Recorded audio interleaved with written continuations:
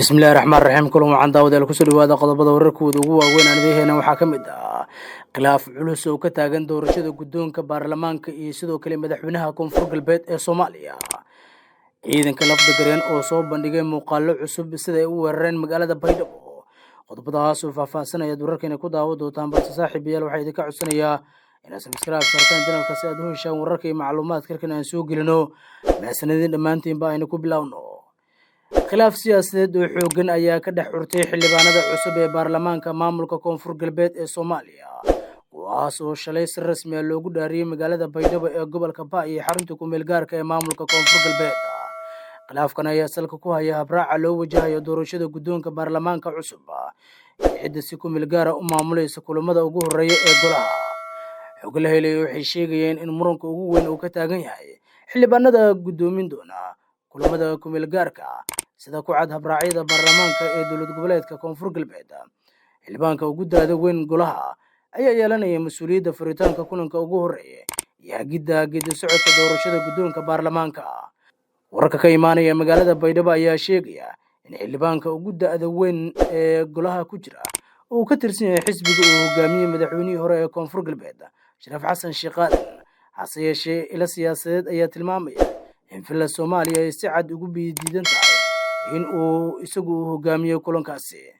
dadku dhow geedi socodka doorashada ayaa sheegaya in dowladda federaalka ay dadaal ugu jirto in la helo shakhsi kale oo door hogaamineed qaata, arrintaas oo dhalisay diidmo iyo dood adag oo ka dhex taagan xildhibaanada cusub.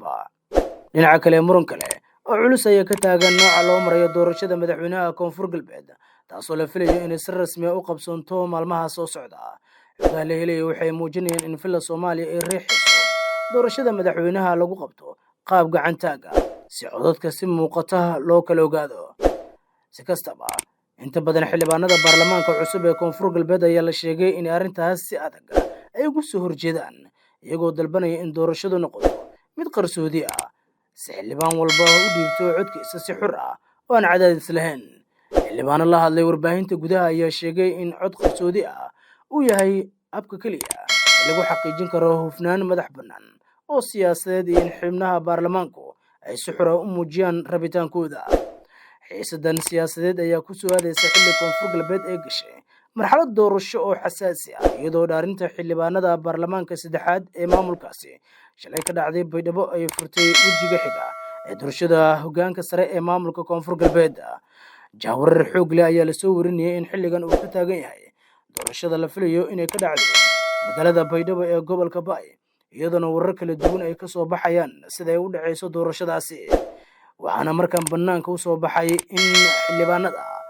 markan khilaaf culus oo xoog leh uu soo kala dhexgalay, taasi oo muujinaysa in xaaladdu ay gaari karto meeshii ugu xumeed. macluumaad kale ayaa sheegaya in xildhibaanada cusub ee golaha wakiilada koonfur galbeed ay kulankoodii maanta ay yeesheen lasoo warinayo inay malmariyeen qaraar dhiga ee lacag laga qaadayo musharaxiinta u tartamaya guddoonka golaha. sida lagu ogaaday kulanka, musharaxa u taagan xilka guddoomiyaha golaha shacabka ama golaha wakiilada ee koonfur galbeed waxaa laga rabaa inuu bixiyo lacag dhan 20,000 oo dollar. sidoo kale, musharaxiinta u tartamaya xilalka guddoomiye ku-xigeenka koowaad ayaa laga doonayaa lacag gaaraysa 10,000 oo dollar, halka musharaxa u tartamaya xilka guddoomiye ku-xigeenka labaad laga qaadayo 5,000 oo dollar. go'aankan ayaa qayb ku noqday ajandihii ugu horreeyay ee ka doodeen mudanayaasha cusub ee golaha wakiilada ee koonfur galbeed, iyadoona kulanku uu ahaa mid buuqiisa waxan xoog leh u hareeyay maanta. wararka laga helayo gudaha magaalada Baydhabo ee gobolka Ba ayaa sheegay in dood xooggan ay ka taagan tahay qaabka doorashada loo qabanayo iyo habraaca loo maamulayo tartanka, iyadoo xildhibaanada weli ay ka arrinsanayaan nidaamka kama dambaysta ee lagu geli karo doorashada la filayo inay ka dhacdo magaalada Baydhabo ee gobolka Ba. waxaa si weyn isha loogu hayaa maalmaha soo aadan sida wax ugu dhici doonaan magaalada Baydhabo iyo doorashada sida ay u dhici doonto. dhinaca kale, ciidanka taabacsan Cabdilcasiis Xasan Maxamed lafda gareen ayaa soo bandhigay muuqaallo cusub kuwaas oo ay ku muujiyeen sida ay ku weerareen magaalada Baydhabo ee gobolka Ba. muuqaalada qaarkood ayaa muujinaya in ciidanka lafda gareen ay dhowr jiho ay ka weerareen magaalada Baydhabo, isla markaana ay ujeedkii ay ka lahaayeen ay ka gaareen, sida ay xaqiijinayaan saraakiisha ciidanka ee ku sugan duleedka magaalada Baydhabo ee gobolka Ba. waxaana markan ay qorsheynayaan in mar kale weerar culus ay ku qaadaan magaalada Baydhabo ee gobolka Baay. Xaalad jahawareer oo xoog leh ayaa ka taagan magaalada Baydhabo marka laga tagay khilaafkan ka taagan doorashada guddoonka iyo madaxweynaha Koonfur Galbeed. Waxaa jirta khilaaf kale oo culus kaasoo salka ku haya xiisadda siyaasadeed ee u dhaxaysa hogaamiyaha hore ee Koonfur Galbeed Cabdilcasiis Xasan Maxamed Lafdagaren iyo dowladda federaalka Soomaaliya oo xilligan awoodda ku haysata magaalada Baydhabo ee gobolka Baay. xiisadan hadda aan xal loo helin waxaa suuragal ah in mar kale magaalada Baydhabo ay ku dagaalami karaan ciidan taabacsan Cabdilcasiis Xasan Maxamed Lafdagaren iyo sidoo kale kuwa dowladda federaalka ee Soomaaliya. dhanka kale wararka laga helayo magaalada Baydhabo waxay ku waramayaan in dadka deegaanku ay dareemayaan baqdin xoogan kuwaasoo ka cabsi qaba in mar kale korkooda lagu dagaalamo maadaama ciidanka taabacsan Lafdagaren ay weli abaabul xoog leh ay ku jiraan kuwaas oo doonaya in mar kale duulaan culus ay ku qaadaan magaalada Baydhabo sida kale hore ay sheegeen mas'uuliyiinta Koonfur Galbeed. xaaladda magaalada Baydhabo ayaa hadda ku jirta marxalad xasaasi ah waxaana markan isku hor fadhiya duleedka magaalada ciidamo taabacsan Cabdilcasiis Lafdagaren iyo kuwa dowladda federaalka ee Soomaaliya. dhowaan waxaa la filayaa in la doorto guddoonka cusub ee golaha wakiilada ee Koonfur Galbeed iyadoo kadib la gudageli doono doorashada madaxweynaha. waxaase la sugayaa sida wax u dhici doonaan maalmaha su'aada. nimanko anasiir unu ningnag afrikan ka hadalaayaan oo reer Koonfur Galbeed ka jeedaan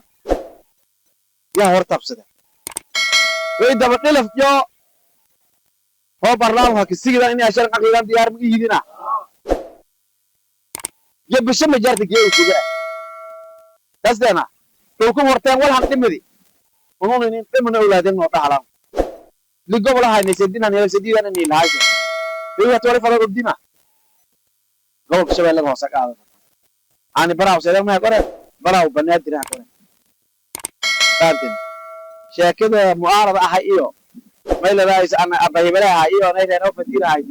fatirahay ma taantina wala horta muhiimada weeyaan roosi intaasu banaadir iyo nay shabeellaha hoose iska darasado atin state oo kala nin soo fada sid lamisteeda leeyata galmudug iyo shabeellaha kan saddex iyo wax wada taantina ragi diili fadimihiini ah taantina atahan yaro la haysan aarareeshin ini wala awteedin hadda midan wallahi awam ini dibaaw awteedin way ogaanay ligobol ogaan sidintii hadda midan dhaqay salaka lakay una dhataana la iska diri mabdiyaada dhug yaa la iska sii tuugi tooro bara balambi oo mid hadeer odaygaasi hadeer tasda dhuga la iska sii. guud ahaan daawadayaal warkii aad ka daawanayseen janalka waa naga intaas ammaan Allah.